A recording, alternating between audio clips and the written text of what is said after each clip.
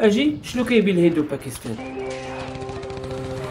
كاملة كنشوفو تفجيرات في كشمير، حدود مسدودة، الجو مكشوف وتهديدات نووية. العالم كامل كيتابع الوضع ولا خطير بزاف. نهار 3 22 ابريل 2025 وقع واحد الهجوم في كشمير في منطقة اللي كيتنازع عليها الهند وباكستان وحتى الصين. بنسبة التفجير استهدف واحد الحافلة اللي فيها السياح الهنود، ماتوا فيها 26 شخص اغلبهم من الهندوس. بالنسبة للجماعة سميتها جبهة المقاومة هي اللي تبنت هذا الهجوم، والهند كتهم باكستان بان وراءهم عبر المخابرات ديالها. بالنسبة للرد ديال الهند على الهجوم اللي وقع في كشمير ما تعطلش، سدوا الحدود ووقفوا الفيزا الباكستانيين.